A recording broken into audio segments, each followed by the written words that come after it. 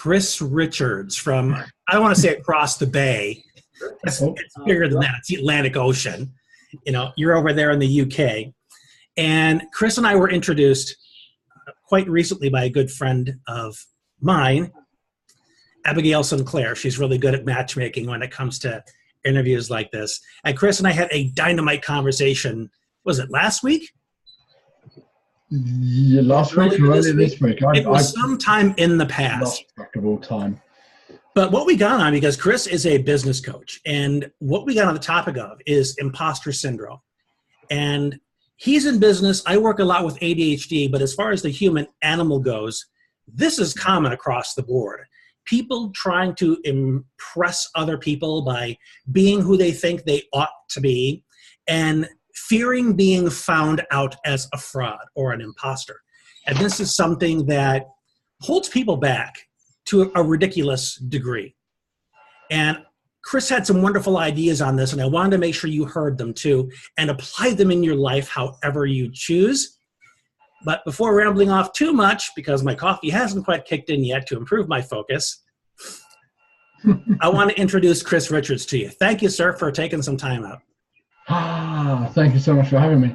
Absolutely. So give the people watching some background on you, so we have a little context about who you serve and where your genius comes from. Oh gosh. Okay. I don't know about genius, you know.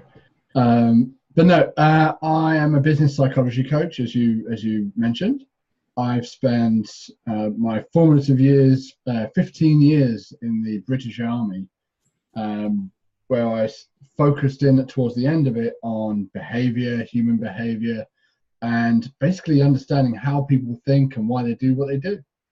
After that, I went into leadership, management, corporate, and again, doubled down on leadership training and all discipline and discipline of the mind and everything like that. I was fascinated with the mind and how people think. And now after trying a multitude of different businesses, from e-commerce to events planning, events management, investments, all that kind of stuff, now I've kind of settled in my natural wheelhouse, which is helping people, which is sitting down with entrepreneurs, coaches, consultants, and going over their direction, their niche, then moving on to kind of their emotional fulfillment and their emotional ways of thinking and how they do things. And then finally doing the accountability and consistency and helping them build in the discipline so it's not a hard job to do. And so when we're talking about imposter syndrome, it's about how do you perform your best even when you're not really feeling it. So that's one of the things I help my clients with. Man, that sounds like every day of my life. How to perform your best when you're not feeling it. You know, because when we talked beforehand, people who've known me for a while know that I have various health issues, including MS. And yesterday was 4th of July in the U.S., outdoor picnics, fireworks. I was out in the heat, and I paid for it. A lot of symptom exacerbation and pain and whatnot. But then I had to wake up this morning and know that I've got people to serve, people that are relying upon me. So I've got to find a way to get it all in gear, which includes a gigantic cup of coffee, stimulating conversation with colleagues, you know, and whatever that formula is that allows me to just get up, go, and give what it is I have to give. So that's one of the many things that you help them with. As far as imposter syndrome goes, there are quite a few facets to what drives that. And one of the things that I find, and I want to hear your 2 cents on this, is the fact that people that are starting out attach too much of who they think they need to show up as a professional on the people that are way down the road.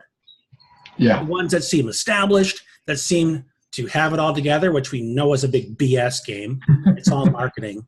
Yeah, well, the best ones prove that they don't have it all together. They're in my mind, the best ones. And those are also the ones that revisit the journey.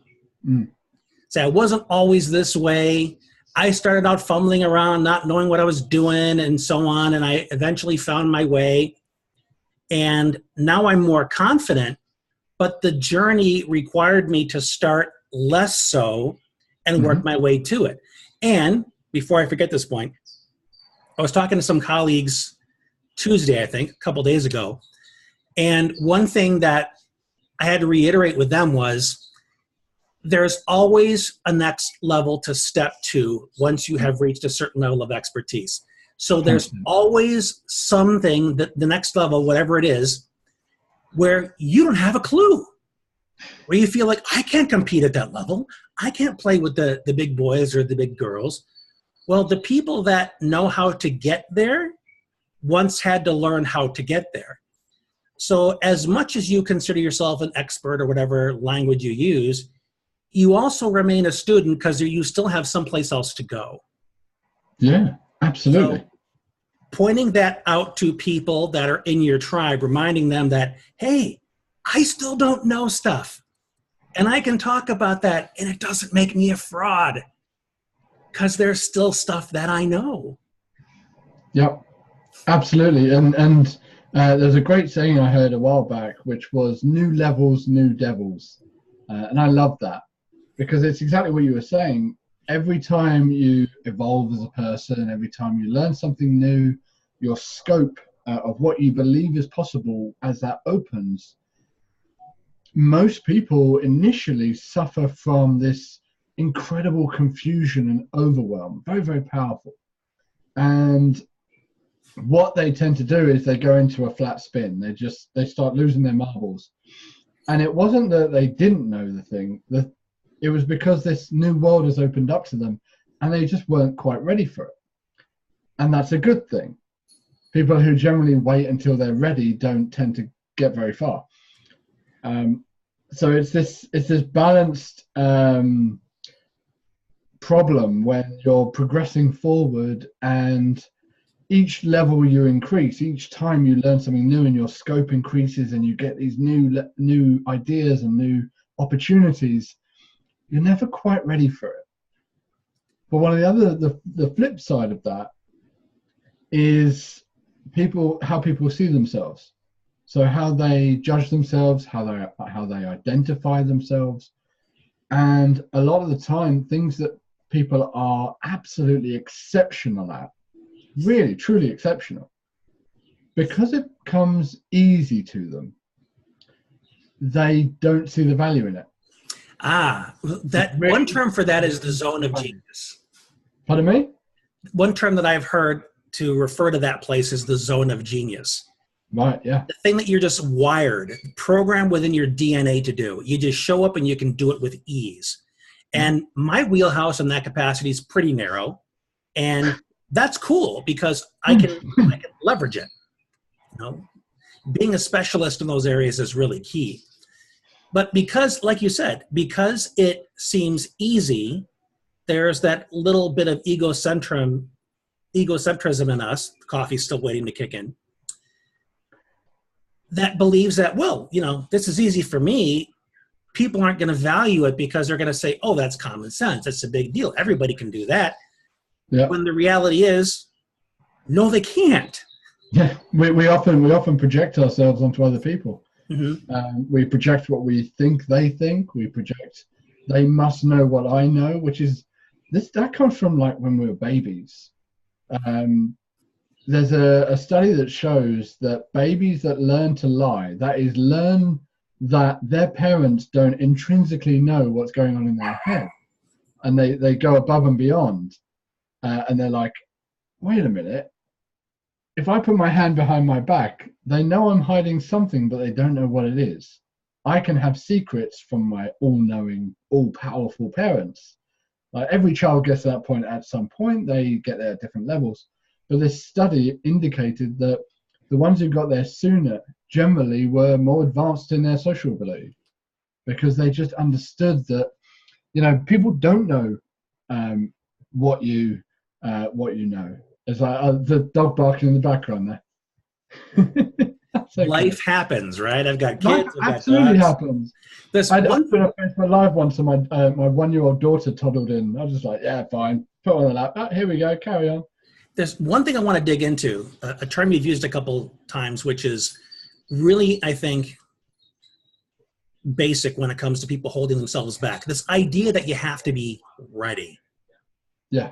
Now, one thing I want to hear your experience is, what are the expectations around what does ready mean? This state that people are anticipating being able to have that will give them, I don't know, unbridled success if they just hit the mark. They're just ready, and that's when they do it. Everything is just going to fall on their lap. So what is your experience around that? My experience is the really smart people don't call it ready. They call it confidence. I want to have the confidence to do that. Because they know, and they've heard enough times, that people who wait to be ready don't progress. So they don't have that problem. They have confidence. It's like some people don't have anxiety. They have stress. You know, they're stressed. They're not anxious. They're not overwhelmed. They just have a bit of stress. Someone who needs to be ready or needs confidence in some area of their life, that doesn't mean that they're without confidence completely. But what they're really searching for, I think, is certainty. They want certainty of themselves. A lot of the time, they want a certainty of an outcome. And I wonder, this is going on a live Facebook Live, right? I wonder if people would give some hearts if this is true, or if it's ever been true. But they want certainty of themselves. They want to know who am I? Like, that's the biggest thing. You look at any Disney movie, any Hollywood movie, you can strip it down to the protagonist, the hero of the journey, trying to figure out, who am I? That's it. Like, who am I? Where do I stack in the world?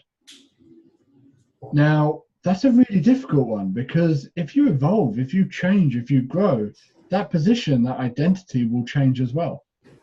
So you'll be in this constant state of flux, this constant state, in other words, of uncertainty. Welcome to the entrepreneurial journey, right? Right, exactly, right. So to also need and want to be ready, or to be confident, to be certain, creates this internal battle where we are just at war with ourselves. And therein lies the need for people like coaches, consultants, and mentors to kind of step in and call us on things that, from an outside point of view, they can say, that's rubbish. Like, don't tell yourself that. It's not serving you, and it's not even true. Like, yeah, we're getting some hearts on that. Keep going, Chris. Yeah. Keep cranking out genius. I'm sure that some people can resonate with this.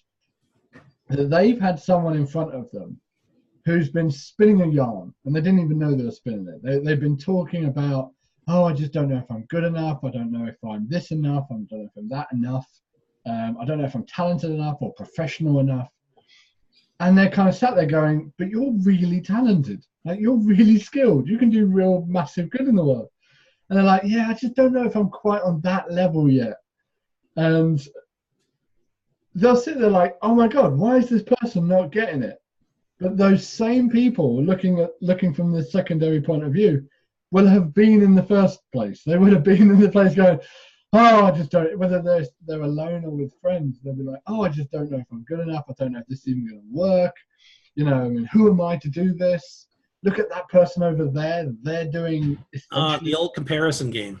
Yeah. They're doing the same thing as me, and they seem to be better at it. So what's the point of me even trying? And they tie themselves to things that they don't yet know aren't the true things of their value. Does that make? I don't know if that makes sense, but oh no, it makes perfect sense. Yeah, they tie themselves to their content essentially, and I see this time and time again with Facebook Live after Facebook Live, especially in the personal development world, and they're all telling you how to live. They're all saying, "Do this because I know it to be right," and none of them are saying, like, "Do this because I've been in your position. Like, I know how you feel." In fact, I don't know. Have you heard of or ever watched? There's a TV show called The West Wing. Oh, it's one of my. I watch it on Netflix. The old episodes. It was one of my favorite series when it was on.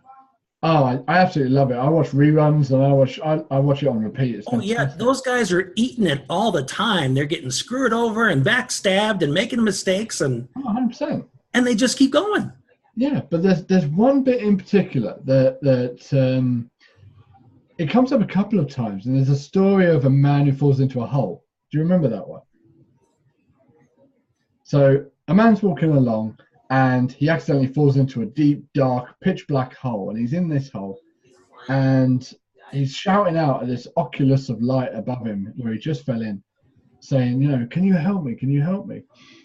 And a priest walks past and he says, Father, can you help me out?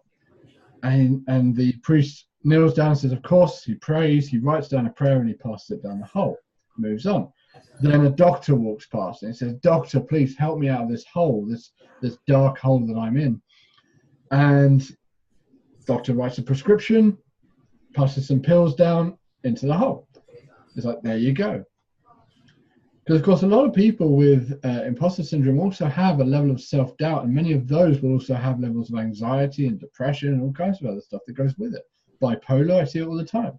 Because remember, the entrepreneurial mind is not quite aligned to the average Joe. We think differently, naturally.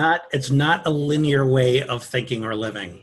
Absolutely, right. So we're in this weird abstract reality that no one seems to kind of get us. And therefore, it's very difficult to feel part of a group because we're so abstract. So this guy's down this hole, and then a friend walks past. And he says, my dear friend, like, help me out. I'm in a lot of trouble here. And the friend, without any thought at all, jumps into the hole. And he says, what are you doing, you idiot? Now we're both down here. We're both in this dark hole. And the friend just looks up and smiles and says, yes, we are. But I've been in this hole before, and I know the way out. Yep, that's one of my favorite metaphors. Yeah, absolutely. And it goes exactly what you were saying before about finding that mentor, finding that coach, finding that person who's been where you are. And a lot of people, when they're delivering their content, they forget the value comes from their journey. The value comes from who they are, not what they know. And also, too much to what they know.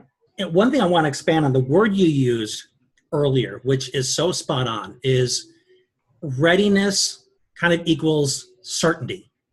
Yeah. This belief that you are certain that you're going to look professional. You're going to have the know, like, and trust factor down right out of the gate. Yeah. The business is just going to fall out of the sky into your lap. You're never going to have a moment of self-doubt. When the reality is, readiness, if anything, means that you are simply ready to take some kind of action, get feedback on that action, and make the necessary adjustments. Right. If you're looking for perfection or certainty, go get a job. You can't even find certainty there anymore, for crying out loud. Well, the thing is, and I want to give respect to the viewers here, because a lot of entrepreneurs, although part of them kind of wants to be ready and wants to have that certainty and that confidence, and it does hold them back, and this is where I see a lot of repeat content coming out, they know that it's not always going to be roses. They already know. Like, I fully respect my viewers, and I get they already know that it's not always going to be roses. It's going to have some bumps. But what they're looking for really is as much certainty as possible. That is, I want to minimize the risk. I want to minimize the amount of times I'm hit. I used to do a lot of martial arts and different things like that as a hobby. Never anything professional or impressive in any way. I just enjoyed it for the sport. But I've seen it before where people would go into a fight trying not to get hit. And I remember as a kid, I was one of these kids, and this guy stopped me who I was sparring with, and he said, I know what you're doing. Your blocking is like super fast. I was a young kid, so I could move a lot quicker than he could. He's a grown man. He said, your blocks are really fast, but the reason why you're not getting anywhere right now in this sparring is because you're so focused on blocking and not getting hit that you're not getting a hit off. You're not hitting me. And I was like, man, there's a lesson that would later come back and help me out. That's an excellent observation. So many people are so worried about not being hit by entrepreneurs, by haters, by people who simply disagree with them. Yeah. That they will fight and fight and fight and go on course and seminar to feel good and get pumped and minimize every possible risk of being hurt. And the truth is, and you ask anyone who is successful in business, the truth is that you are going to be hurt. Like, it's going to happen. But the point isn't to avoid the pain. the point is to be able to process it. Like, I don't know about you, but the pain that I've suffered in my life through my domestic upbringing, it wasn't like abusive or anything, but it wasn't roses either. I joined the army when I was 16 years old, and it wasn't a culture shock. Like, it was a normal day. And like these other kids at 16. So it was like a lateral move for you, right? Yeah. This is how I lived for the past 16 years. I got this. Yeah, it's like, what do you mean we're being forced to iron? That's normal, isn't it? Like, let me show you how it's done, boys. Line up. Yeah, exactly. My mother, and I love her to bits for doing this. Like, the day she found out that I'm joining the army, she's like, right, no problem. And she picked up this big bag of laundry and said, there you go, iron that. And by the end of it, you'll be very well practiced. I'm like, what? I love her for that. Don't get me wrong. But I mean, I had that. I joined the army. I already had the culture. My mother was great at shouting. I know plenty of people here will have parents who used to shout a lot. But man, my mother, you could hear her down the street, and I inherited that voice, that ability. To my mother, I can still hear in my head. You kidding me? Yeah, right. Exactly, right. But the pain I had in the army, the pains and the problems I've had in my life, and being ripped apart in my army reports, and being physically hit in the army, and all these different things, going out on operations to different countries, and dealing with that emotionally and mentally, having to see things. And I went on an executive charity mission to Africa recently, to Kenya, with a charity called Global Angels. They're wonderful. Their pledge, and if it's okay for me to give them a very quick plug, sure. Global Angels are amazing. Their pledge is that every single penny that you donate to their charity goes on the ground. Like, they don't use it for the logistics. They pay for that. Every penny you donate gets to the people. Wow, that's unique. Where you want it to go to. I know, right? Right now, I'm very proud that there's a 150,000 litre concrete water container in Kenya that I helped to build and I helped to pay for, because that money was able to get there, and it's absolutely on the merit and the work this charity does, and I have absolute respect for them. But all these different pains that we go through, they create us, and all we have to do is harness that, not as a kind of, oh, my pain is my power. And yeah, it kind of is. I see where people go with that, but your pain are really your lessons, and it's important to take the right lessons from negative events. I've seen people take the wrong lessons. That person shouted at me because I'm useless. That's the wrong lesson. If it doesn't solve a problem, it's the wrong lesson. Right. Well, I call it the ultimate filter. I've met enough clients and enough friends who believe in, and I've had it personally, the right and wrong. Is it right? Is it wrong? Is this the right niche for me? Is this the right business for me? Is this the right partner for me? Is it right or is it wrong? And again, we're trying to forecast the future. We're trying to predict the future, get certainty of an outcome. That's all we're looking to do. Like, will this hurt me in the future? I'm going to try it for it not to. And I say throw away the right and wrong filter completely. Like, get rid of it. It doesn't help you, because all it does is create secondary questions which you may not be able to answer. What if? Right. What ifs that will drive you mad. What I say is switch it out for, and you can word this any way you want, but will it help me or will it hurt me? Does this idea, does this belief help me or hurt me? Does it raise me up or bring me down? And you find that life gets infinitely more simple from that. It's like, should I do a Facebook Live? I don't know if I'm good enough to share this knowledge. Okay, resort to my filter. Does this help me or hurt me? Well, that's an obvious one. My partner isn't supportive of me in my business, which happens a lot. A lot of people with imposter syndrome in business, half the time, pardon me, it's because their social circle at that moment, or their family or their partner, whatever, is kind of undermining. And because they respect and they love the person, they allow that voice to go in, and it becomes their voice. and they take it on, and then that person leaves, but it keeps playing in their head. These voices define us. These voices create who we are. So we really have to be careful and put things through the filter, which is, does this help me or does it hurt me? If it helps you, great. Now you could say, oh, but isn't that encouraging self-delusion? Will Smith, in a recent interview, well, fairly recent, said there's a certain level of delusion that every successful person must have. You need a level of delusion because the world is bad enough. You know, business is confusing enough. At some point, you just have to throw yourself at it and really believe in yourself to push through and do great things. Well, how are we defining delusion for the sake of conversation here? Okay. So delusion would be, I think, there's a negative and positive connotation to it. That it can be negative or positive, quite frankly. I've seen smart, intelligent, experienced, and quite wonderful people delude themselves that they're not.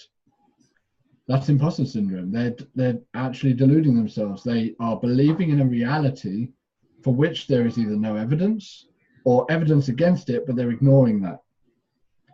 They are choosing a reality that either serves or doesn't serve them. That's it. It's a choice of reality.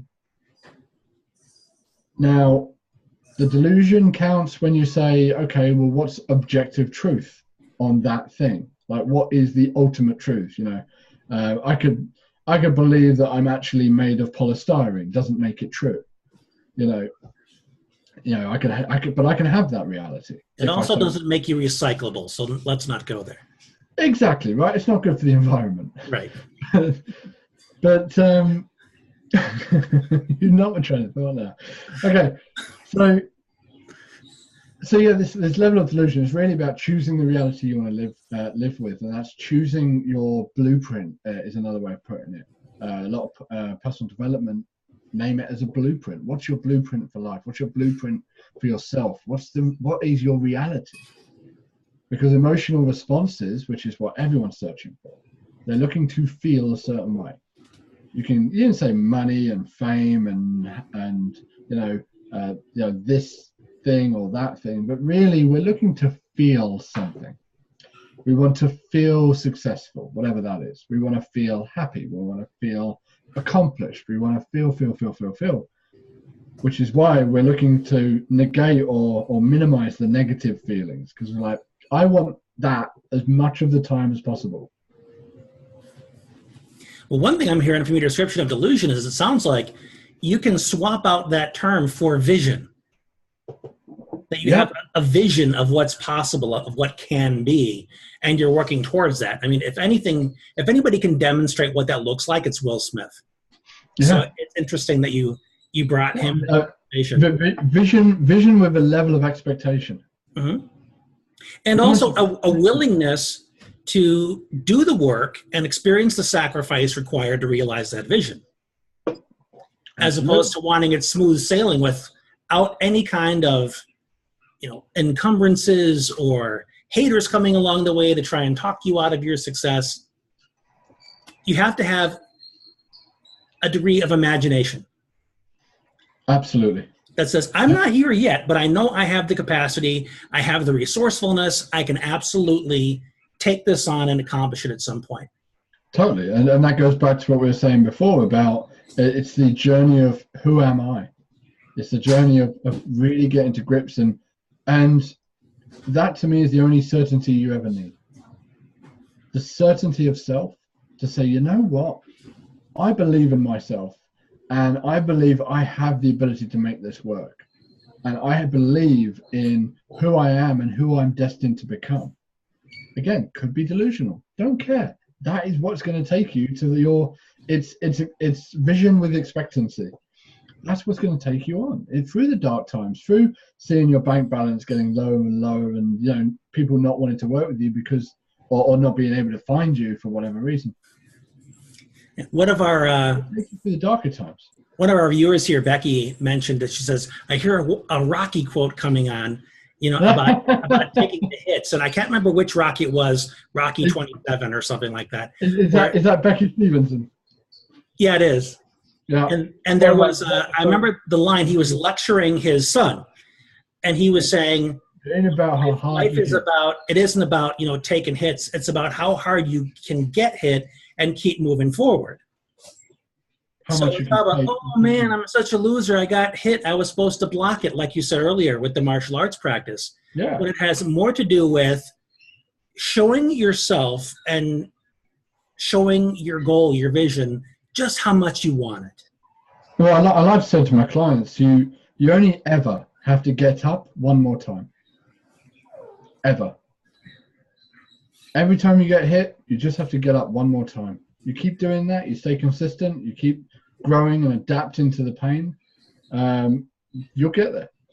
It's guaranteed. It's like, if you want certainty, there's your certainty.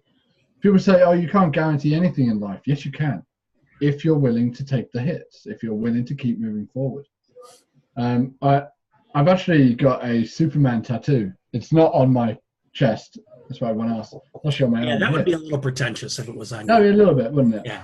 But I actually, when it comes to this kind of conversation, I like the idea of Doomsday. Now, Doomsday was the bad guy, and the only Marvel. Now, you don't have to be into Marvel to get this lesson, but yeah, stay with it. The thing with Doomsday was that you could kill him, but he'd always resurrect and come back to life, impervious to the thing you just used to kill him. That sounds like a raw deal. Well, the thing is, like, that's what made him Doomsday, and he's the only character to have ever killed Superman. And the reason is because you can't keep him down. If you stab him, he comes back, stab-proof skin. You shoot him, that's it, comes back bulletproof. And stab-proof skin. Every time he comes back stronger. Every pain, and this is true of everyone. All the pains that are people watching this now, and you and I, every single pain that we've come back, every emotional scar, as some people call it, has made us stronger. As long as we've adapted ourselves and we can now see it coming, like, we are stronger for it because we're practiced at it. People in overwhelm for long periods of time tend to adapt their mentality. It's a natural adaptation to that environment where they physically can't be overwhelmed anymore. I learned in Iraq when I was out there, Iraq, as the Americans might. Tomato. I learned that actually you can't be scared for any prolonged period of time. Physically impossible, apparently. I didn't know that. Because we were going out there and we were getting these mortar fires and these rockets coming over, which sound just like fireworks, by the way. They've got this kind of a as they sort of shoot over.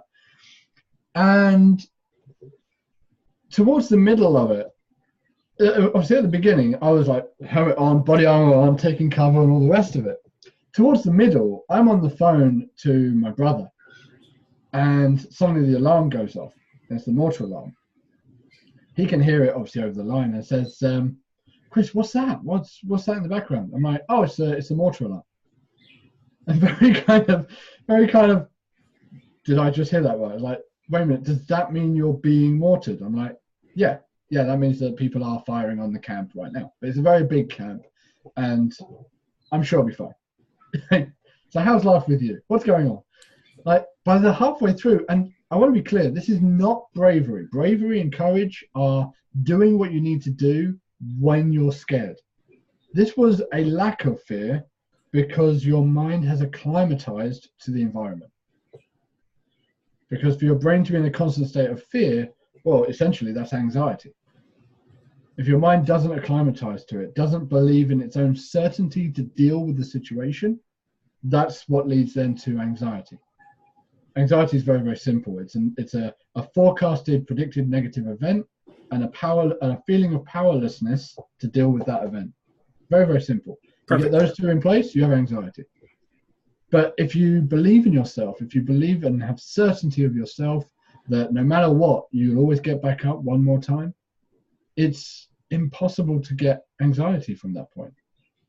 That's one of the things I started my career doing, was curing anxiety and depression in people.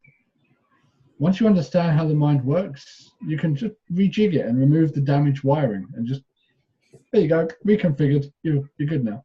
Yeah, there's a young man that I'm working with who I'm impressing upon him the difference between being upset that there is a problem and then being grateful that there is a problem that you now learn how to solve.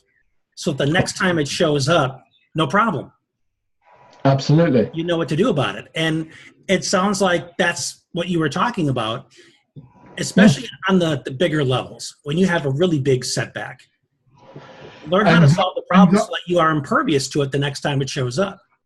Yeah, absolutely. And anxiety is part of the same coin as excitedness.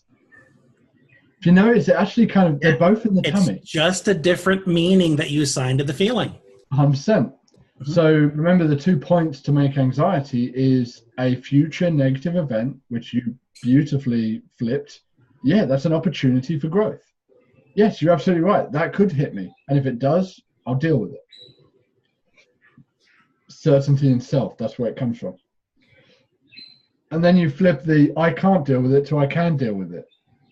Now, if you've got an event that's a potential negative event, but you absolutely can deal with it, or rather it's an opportunity, that's exciting. That's like, come on, that's the reason why people go on roller coasters. It's a potential negative event. You can, that's why they go on, because it's scary. In the back of their mind, their brain is saying, you could die. The intellectual part of the mind is like, no, of course you can't. You're strapped in, it's sorted out, it's good safety record. But of course, we don't feel with the intellectual part of our mind, the neocortex. We feel with the limbic system, hippocampus, and all the other areas in the mind, the chimp brain, as some people call it. We feel with that part. So if you want to develop a feeling and take control of a feeling, you can. It's very hard, nay, impossible, to think your way out of a feeling. You have to feel your way out of a feeling. And that means flipping on its head anything that's causing it. Clearly, we could talk about this for a couple extra hours, and we probably should. But I want to make sure that I leave the viewers with an action step. So let's say that, and I know it's not as easy as one step, but we all need to get started somewhere. When we're helping people shift out of the thinking that's taking them into imposter syndrome, what's one thing they need to think different? What's one action they need to take to start being much more confident in the imperfection that's ultimately going to drive their success? I love it. Okay. Absolute top tip. Yeah, that's it. Okay. Let me just make sure. I want to make sure I get the real right one. Oh, damn it, man. I had a really good one. I don't even know that it has to be the top one. It just has to be something people can get started with. Okay, so, yes. It sounds cliche, but hear me out on it. It's the facing your fear part. But being specific in what that fear is. I like to call it shit, tids, and specs. Something seems a lot bit oddly familiar about that for some reason. Yeah, so you have rose-tinted specs where you believe everything is rosy and wonderful. This is where you put on the glasses and actually ask yourself. In CBT, it's called de-awfulization. As cognitive behavioral therapy for anyone who didn't know. And it's basically saying, like, what is the thing I'm really scared of? Rather than just being scared, what is it that I'm actually afraid of? And a lot of the time it comes down to, it's, someone's opinion of me. They might say something. They might think something. If people want to do Facebook Lives or put out an offer or something like that, it may be like, people will think this of me or say this about me. Yeah. Okay, fine. Keep going into it. What about that? Then keep asking yourself, what about that are you afraid of? Okay, what about that are you afraid of? And then keep looking for evidence, like and look for self-analysis of, should the worst happen, go into it. Like, what does that look like? And this is a form of mental preparation where you can say, well, actually, if the worst were to happen, and I helped someone recently who's a very, very high level corporate in a very famous credit card company. And she was a little bit apprehensive in a new role. And she was like, well, they come in and I feel very anxious about it. Like, okay, well, let's put on our shit-tinted specs. What's the worst that can happen? Run it through. I mean, I'd already gone through this and taught her how to do it, and she did. And I was like, okay, will they flip the table and start physically attacking you? Is that the worst that can happen? You know, start trying to stab you with a biro, and that kind of stuff. And she's like, well, no, that's very, very, very unlikely. And even if it was, I'm bigger than most of them, so it's fine. Right, okay. So what's the genuinely realistic worst thing that's going to happen? It's like, well, they'll think that I'm a bad manager. Okay. How will that affect you? Why would that affect you? And almost every time, whenever we worry about what other people will think, it's because we have that insecurity already. And what we're actually afraid of is our insecurity being confirmed by other people. I don't feel like I'm good enough, and then someone says, you're not good enough. That hurts. So we're afraid of being confirmed to be the imposter we believe ourselves to be. Right, you are. And again, we come back to have certainty of self. Know yourself, know thyself. And be accepting of that self. Absolutely right. That way, I mean, if our viewers were to think of something that they, no doubt they can think of plenty of things they're insecure about, and that's fine. That's so can I. But think of something that they are absolutely, and you can do this as well, Brian, if you want. Think of something you're absolutely certain of. Like, you can have 1 million people say that you are terrible at this thing, and you're like, no, I'm not. I know. For somebody, it could be as simple as making a decent cup of tea. It really doesn't matter. But have you got something? Have I got something that I'm like lousy? You don't have to say what it is, but have you got something that you're like absolutely certain of what it is? You're absolutely certain about it. You're like, I am world class at this thing. Or I know this about me. Yeah, I'd say so. Yeah. Now imagine someone you like, respect, and admire telling you the opposite. Saying, actually, Brian, it's the opposite. And the negative version of it. Would that have any effect?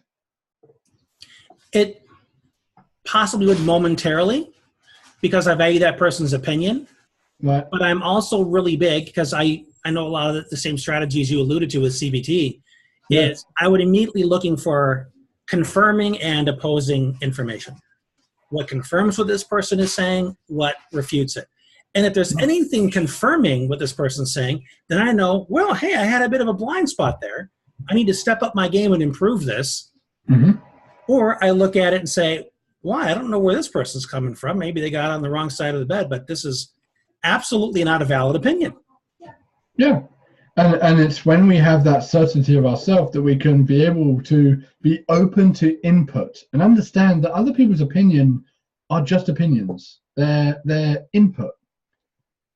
And if you are if you think about it like this, if you're the CEO, the executive officer of your life, you are the boss, or the director of your life movie, whatever metaphor you prefer. If you're that boss, other people are always going to have input, but you're the person that has the final say. Yes. What data are you going to include or exclude to inform your next decision? 100%. See, I said that we were going to wrap up and we didn't. Shame on me. That's okay. Let's wrap up then. It's fine. But it just goes to demonstrate that there are many, many layers to this. Mm-hmm. And one of the main reasons to bring people like Chris on is to let you know there are people like him out there that can help you address and solve these problems. So, Chris, before I forget, let the folks know how they can track you down. To be honest, the fastest way and the easiest way, because we're here, would be click on my Facebook profile. And if you want to reach out to me privately, you are very, very welcome to do so. Stalking is understandable, but not preferred by any means. I'm open to it. Yeah, you've got that military training. You can handle yourself. So make sure you look up Chris Richards. He's brilliant, as you've been able to see for yourself. Follow him wherever you possibly can. Just don't follow him to the bank or to the restroom. And come back for the next time we have a chat. And I hope you got a lot from this. And continue the conversation in the thread here. And if you have any questions for Chris, either message him directly or mention them in the comments section. And share this with other people that you think could benefit from it. And until next time, thank you, Chris. It's been an absolute pleasure. This has been Brian, and we'll talk to you next time.